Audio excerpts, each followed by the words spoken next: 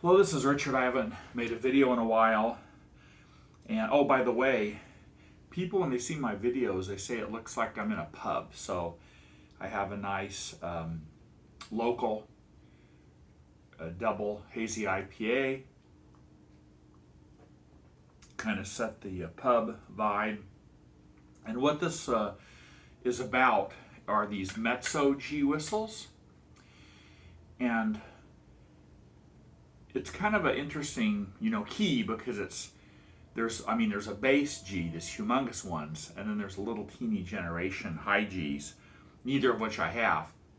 But right in the middle, right between a high D whistle and low D whistle are these Gs, alto Gs, mezzo Gs. People have different terms for them.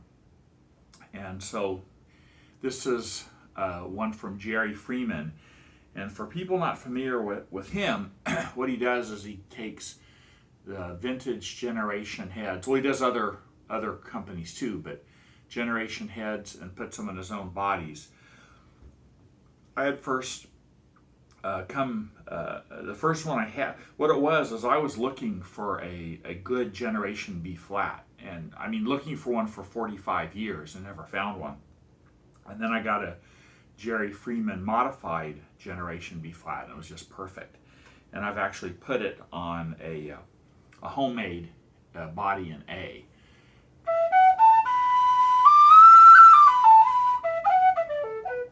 Which is the best A whistle I've ever played.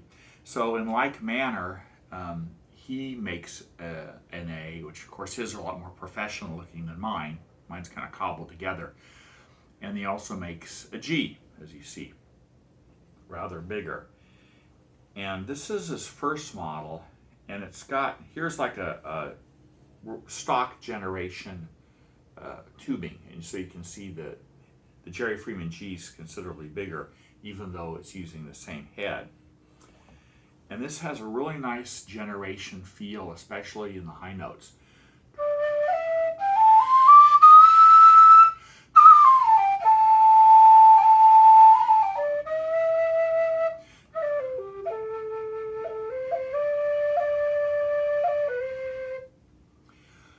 Now, more recently, he's come out with one that's kind of upsized, still the Generation B flat head, but in even larger tubing. So as you might expect, it gets more oomph in the low notes. I know the volume, probably the phone is kind of evening out the volume, so you can't really tell that this one is rather louder. And you've got a fuller, bell note.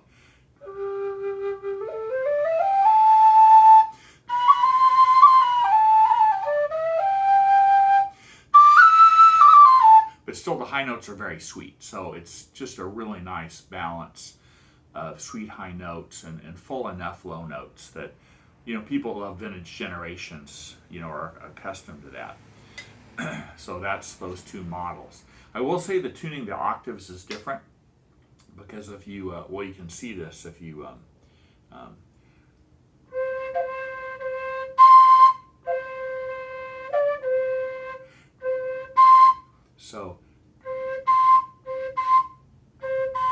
So you have to blow harder on the bigger bore to get the second octave up.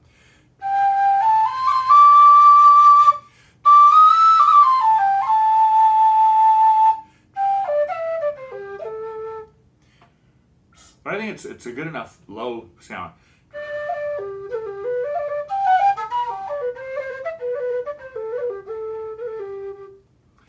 Then I thought I'd show this just because it's such an oddity.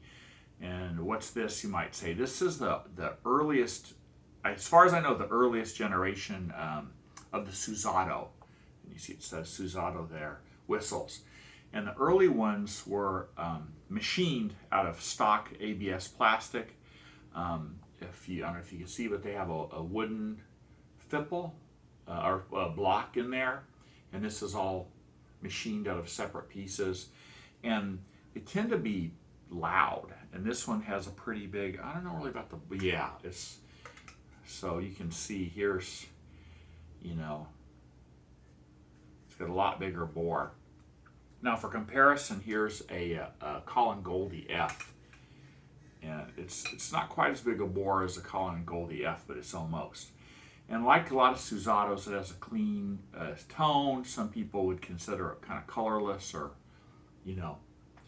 kind of too plain. But like most Susatos, you've got a really big fat bell note, a big fat low octave.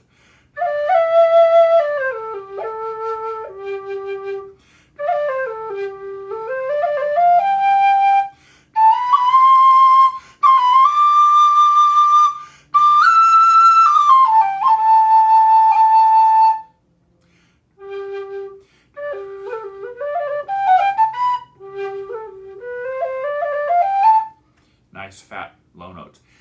I don't really like playing this that much. It probably sounds good and it probably sounds better on the video than it feels to play. Now, just as a comparison, I don't have a Colin Goldie G, mezzo G or alto G. I'd love to have one, but I think Colin Goldie has it figured out pretty much. So this is an F, so it's the next size, and it's a darker tone.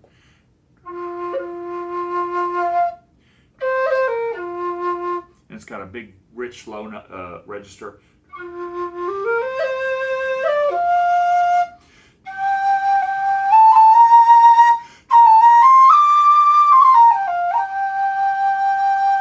But it still has character in the second octave, whereas, the Susato kind of sounds thin. Even if it's loud, it's kind of a thin tone throughout. So I think this has a little bit more.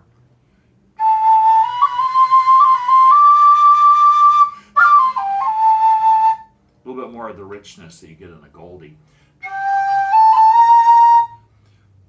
And the thing is, the Jerry Freeman is about a third the price of the Colin Goldie.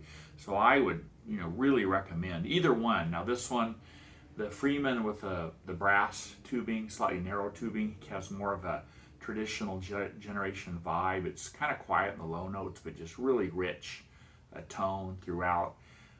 This one really makes a rather fuller low range. You maybe lose a little bit of that generation character in the high notes in the second octave, but I would say it's a good trade-off.